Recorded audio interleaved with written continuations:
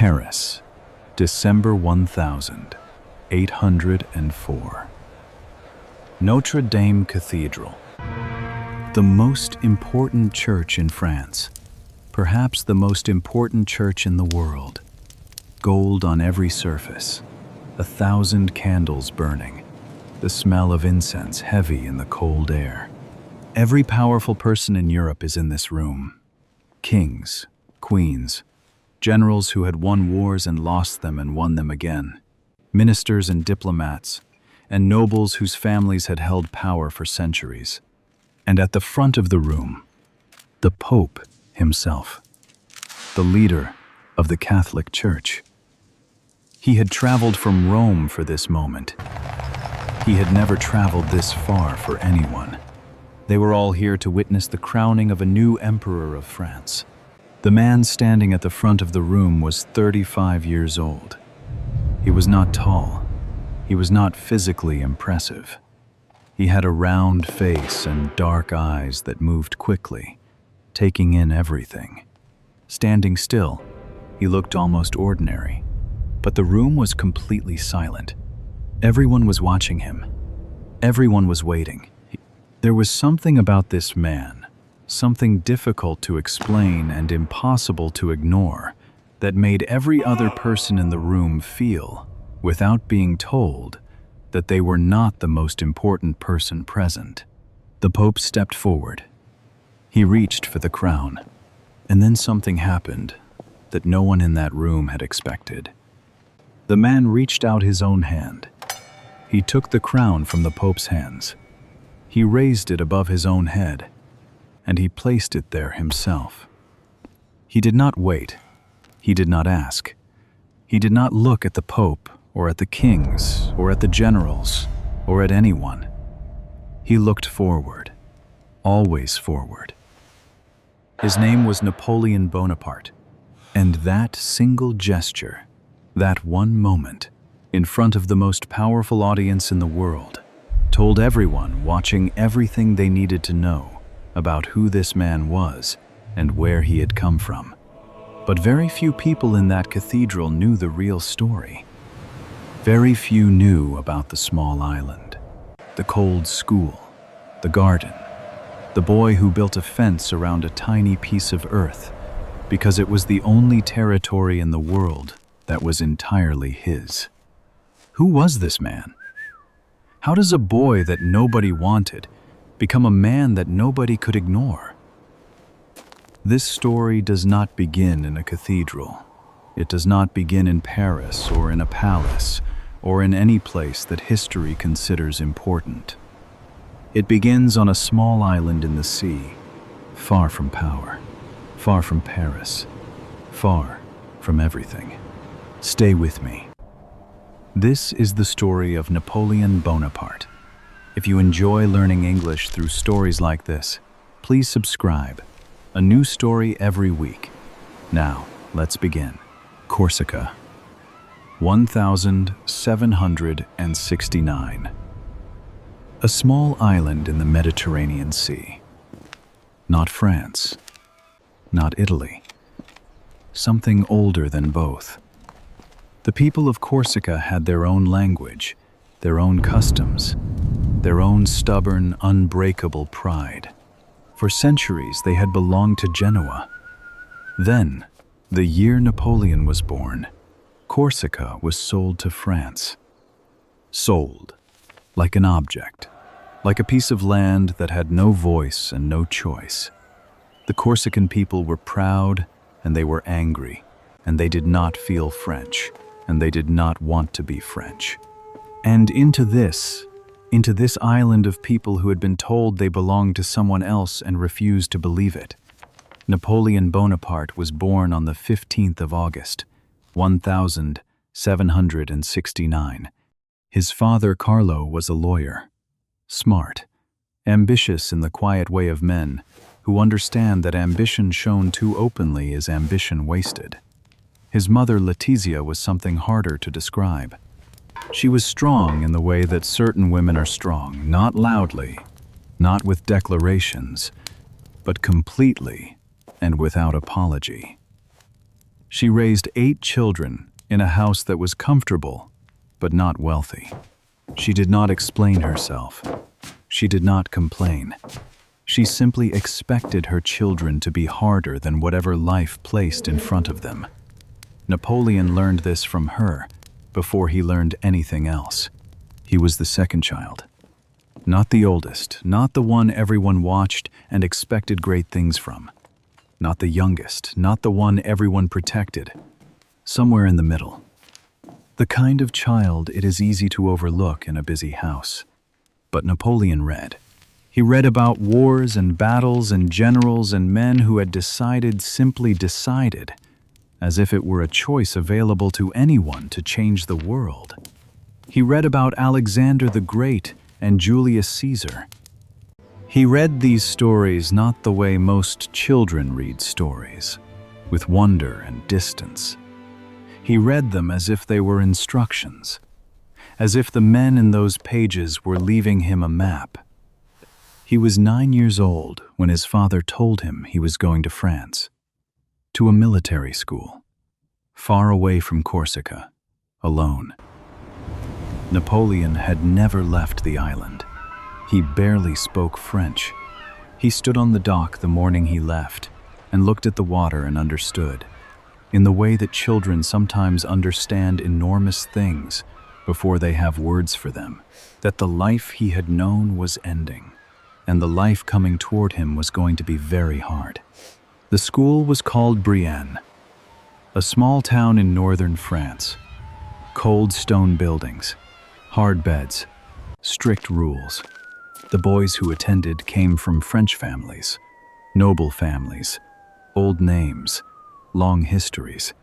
They had grown up speaking French perfectly, wearing French clothes, moving through the world with the easy confidence of people who had never once been made to feel they did not belong. Napoleon arrived from a small island with a Corsican accent so thick that the other boys could barely understand him. They laughed at him from the first day. They called him the foreigner. They called him the little Corsican. They mispronounced his name deliberately, with a smile to show him that this place was not made for someone like him. That he was tolerated here, not welcomed. That there was a difference between being present and belonging, and Napoleon was very much only present. Napoleon heard every word. He did not fight back with his fists. He was small, and he understood even at 9, even at 10, that fists were not his best weapon. Instead, he went quiet, deeply, deliberately quiet. He pulled himself inward, and he studied. He studied mathematics with an intensity that unsettled his teachers. He studied geography, every river, every road, every mountain pass in every country in Europe, as if he were memorizing a terrain he would one day need to cross. He studied military history, the way other boys studied games. He read about sieges and formations, and the mistakes great generals had made, and the reasons those mistakes had cost them everything. He built a wall around himself, made entirely of knowledge. And behind that wall, something was growing. Not anger, something colder and more useful than anger. A decision. These boys laughed at him because he spoke with the wrong accent, because he came from a place they had never heard of, because he was an outsider, and they wanted him to feel it. Napoleon looked at these boys and formed a thought he never said out loud. I will not spend my life waiting for people like you to accept me. That thought, that quiet, absolute, irrevocable thought, was the beginning of Napoleon Bonaparte. There was a garden at Brienne, a small piece of ground behind the school buildings, mostly ignored. Napoleon claimed a corner of it for himself. He built a small fence from sticks and stones. He told the other boys, "This is mine. Do not come here." They laughed at that too. But they did not come in. In that small, ridiculous, makeshift territory barely larger than a dining table, Napoleon was the only authority. He had made a rule, and the rule was being followed. He had claimed something, and it had stayed claimed. It was the first territory he ever controlled. In the evenings, when other boys played and talked and moved through the school with the relaxed ease of people who felt they had every right to be there, Napoleon sat in his corner of the garden and read. History. Strategy. The lives of men who had started with less than everyone around them and arrived somewhere no one had thought possible. He was not lonely the way people assumed. He was alone, but inside his mind, he was never alone. In his mind, he was always somewhere larger. Fighting battles, commanding armies, making decisions that changed the shape of things. It was not fantasy, it was practice. One evening, a teacher found him there, long after dark, still reading, the book held close to catch the last of the light. "Bonaparte," the teacher said, "do you never get tired?" Napoleon looked up. "Tired of what?" he said. The teacher had no answer. That was the moment. Not a battle, not a promotion, not a crown placed on a head in a cathedral. A boy alone in a garden after dark, reading about men who changed the world, and genuinely not understanding why anyone who could be doing this would choose to stop. Napoleon graduated at 16. He became an artillery officer, a soldier who worked with cannons, with the heavy weapons that could break walls and scatter armies, and change the outcome of a battle in minutes. Most officers thought about battles the way chess players think about pieces. Move here, defend there. Follow the rules that have always worked. Napoleon thought differently.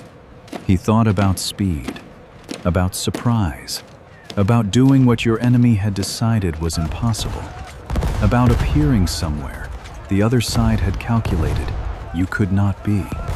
He had spent years inside his own mind, running battles that existed only in his imagination. He understood something about warfare that took other men decades of experience to learn, if they learned it at all. That the soldier who acts while others are still deciding has already won half the battle. The French Revolution came in 1789. The old world of kings and courts and centuries of tradition broke apart in months. It was terrifying. It was chaotic. People died in the streets of Paris.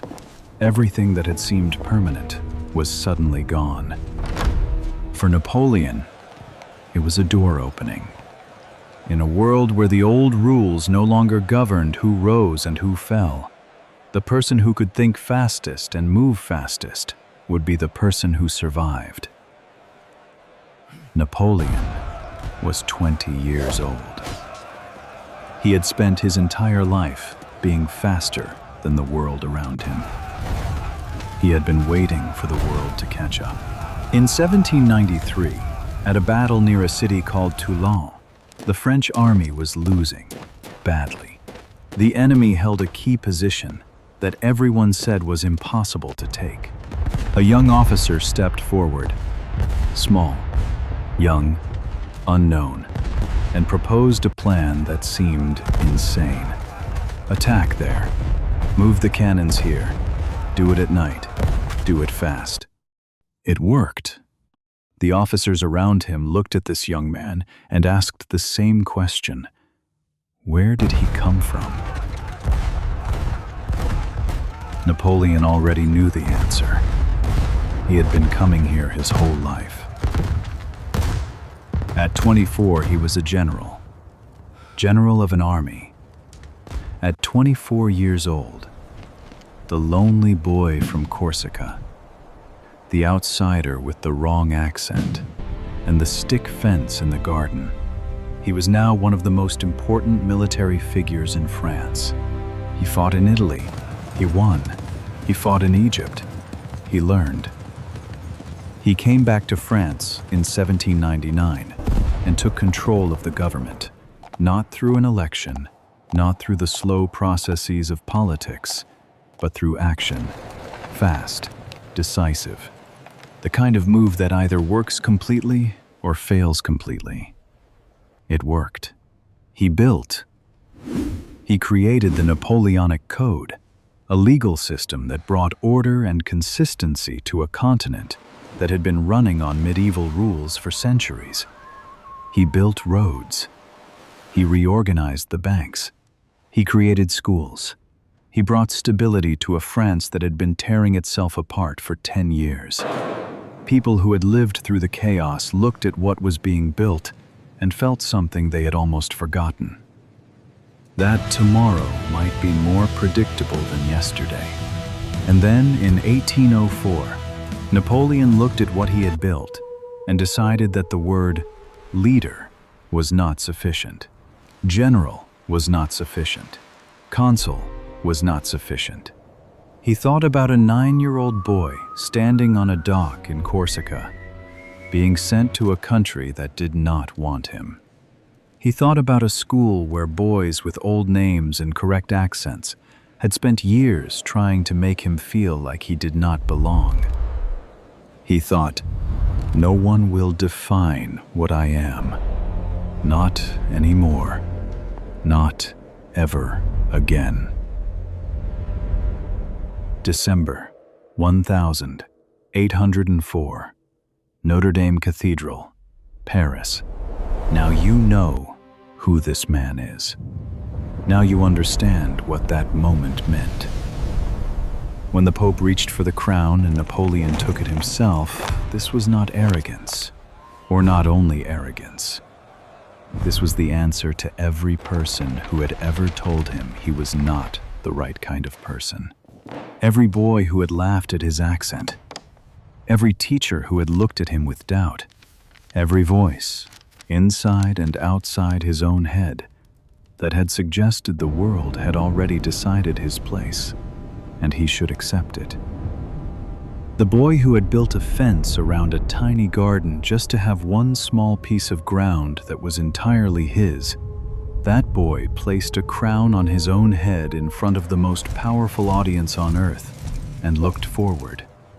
Always forward. If you are enjoying this story, please subscribe. 1 second. It helps me make more of these every week. Because we are not finished, and what comes next is where everything begins to break. Napoleon controlled most of Europe. He had changed more laws, won more battles, built more institutions than almost any person in history. And he was not satisfied. He had never been satisfied. This had always been his greatest strength. It was about to become his greatest mistake. In 1812, he decided to invade Russia. His generals warned him. His advisors warned him. Russia was vast, incomprehensibly vast. A country so large that moving an army across it was like trying to fill an ocean with a cup. Russia was cold in ways that had no equivalent in France or Italy or any country Napoleon had ever fought in. The Russian winter was not a season. It was a weapon. Napoleon heard all of this. He had heard that things were impossible before. He had always proved the world wrong. He took 600,000 men east, the largest army Europe had ever assembled, moving across a landscape that seemed to have no end, into a country that offered nothing but distance. The Russian army did not meet him head-on. They pulled back, and as they retreated, they burned everything behind them. Villages, fields, food stores, bridges. They left nothing that Napoleon's army could use. The land ahead of him was full. The land behind him was ash. He moved forward anyway. In September, he reached Moscow. The great city. The heart of Russia. He had expected a battle here, the final battle, the decisive moment. The Tsar coming to negotiate on Napoleon's terms. He had imagined this moment for months. What he found was an empty city. The people of Moscow had left. The streets were silent. The houses were dark. And as Napoleon rode in through the gates, as his army filled the streets of a city that no one had defended, that no one was fighting him for, Moscow began to burn. The Russians had set fire to their own city. Rather than surrender it to him, they had destroyed it. Napoleon stopped his horse in the middle of a street. Fire on both sides, smoke rising into a sky that was beginning, at the edges, to show the gray that comes before winter. He sat there for a long time. He had come 4,000 kilometers for this city. He had brought 600,000 men. He had sacrificed everything the campaign had cost: the supply lines, the exhausted soldiers, the weeks of march through burning emptiness for this moment. And the city was on fire, and the streets were empty, and the Tsar was not coming, and winter was. Napoleon sat on his horse in the burning street. For the first time in his adult life, he had no plan. He waited in Moscow for 5 weeks, waiting for a message from the Tsar that never arrived, waiting for something to happen that would give him a way forward. Nothing came. Only cold. Only silence. Only the growing understanding that there was no way forward. There was only back. He gave the order to retreat. The word sat in his mouth like something foreign. He had never said it before. He had never needed to. Retreat was a word he had spent his life making other people say. The Russian winter came in full force as his army moved west. Soldiers died not from battle, but from cold, from hunger, from exhaustion, from simply lying down and not getting up again.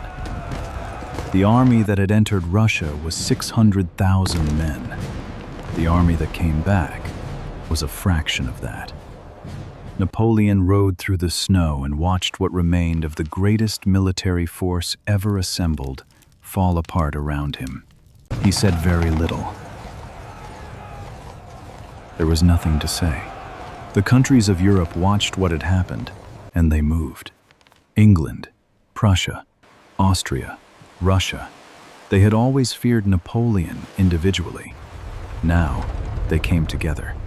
In 1814, they entered Paris.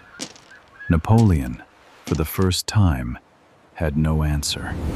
He abdicated. He gave up power. He was sent to the island of Elba, a small island in the Mediterranean, not so different, perhaps, from the island where he was born. But before we reach the end, there is something we need to go back to. Something that the history books tend to move past quickly. Something that mattered more to Napoleon Bonaparte than most people know. A woman named Josephine. Napoleon met Josephine de Beauharnais in Paris in 1795. She was a widow, elegant and charming and complicated, 6 years older than him. She had survived the revolution in ways that had cost her things she never fully spoke about. She was not easily impressed. Napoleon fell in love with her the way that serious, controlled men sometimes fall in love completely, and without any apparent ability to stop. He wrote her letters every day when he was away at war. Long letters, sometimes desperate letters, that sound nothing like the man his generals and ministers knew. He called her my everything. He called her my reason. He wrote to her from Egypt, from Italy, from the middle of campaigns that were reshaping Europe. And his letters were the letters of a man who was afraid not of battle, but of being apart from one person. They married in 1796. For years, she was the one person in Napoleon's life who existed outside of his ambition. Not a subject, not a general, not someone to be managed or commanded or impressed, just his. He had spent his entire life being the outsider, the one who did not belong, the one who had to build his own territory because no one would give him any. With Josephine, he belonged somewhere. But an empire needs an heir, a son to inherit what had been built to make the empire permanent, to give everything Napoleon had created a future beyond his own lifetime. Josephine could not give him one. His advisors said it plainly: you must remarry. You must choose the empire. You must choose what you built over what you feel. Napoleon heard them. He sat with this for months, longer than anyone around him knew. He understood, with the cold mathematical clarity that had always characterized the way he thought about difficult problems, that they were right. He understood it fully, and he could not make himself agree. He finally agreed in 1809. He divorced Josephine. He married an Austrian princess named Marie-Louise.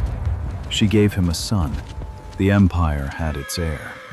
And Napoleon, the man who had placed a crown on his own head in front of the entire world, who had stood in Moscow while the city burned and refused to be afraid, who had made the word impossible feel like a dare had lost the one thing he had never found a way to replace.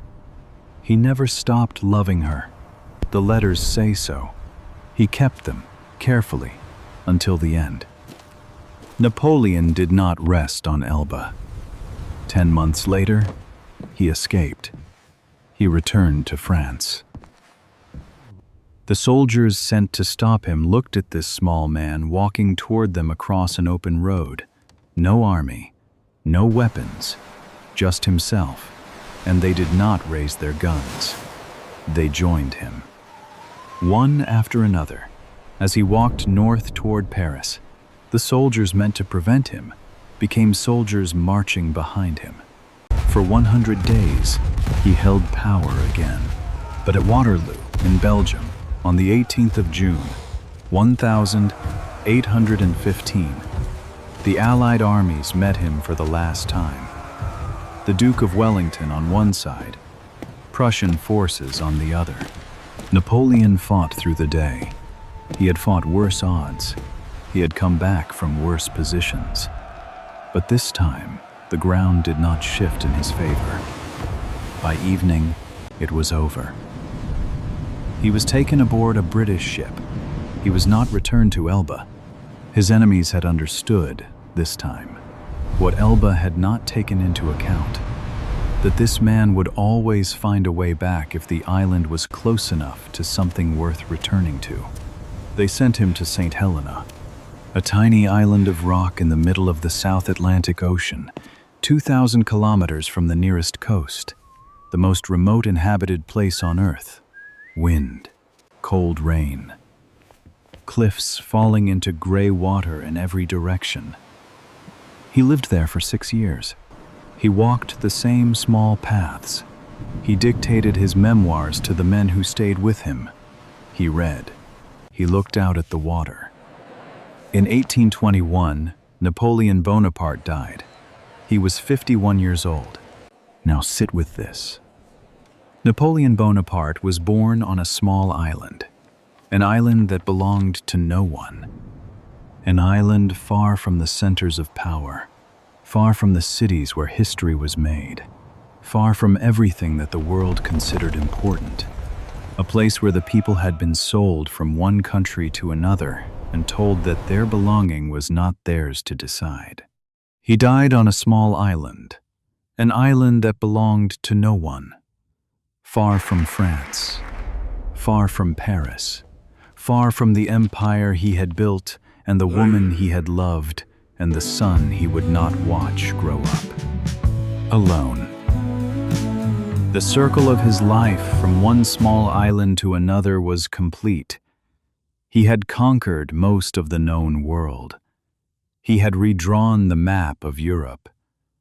He had placed a crown on his own head in the greatest cathedral in France, and the world, in the end, had returned him to exactly where he started.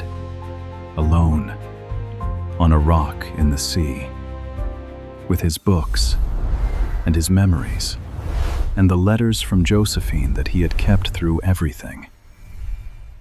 The Napoleonic Code, the legal system Napoleon created, is still the foundation of law today, in France, in Belgium, in the province of Quebec, in Louisiana, in dozens of countries across the world. If you live in one of these places, some of the rules that protect your rights and govern your contracts and organize your society were written by a boy from Corsica who was laughed at for his accent. He was not a perfect man. This must be said clearly and honestly. He started wars that killed hundreds of thousands of people. He made decisions whose cost was paid by people who never chose to be part of his story. Soldiers who died in Russian snow, families destroyed by conflicts that served his ambition. History is not simple, and Napoleon's history is less simple than most. There is greatness in this life, and there is horror in this life, and they are not separate things. They are the same life.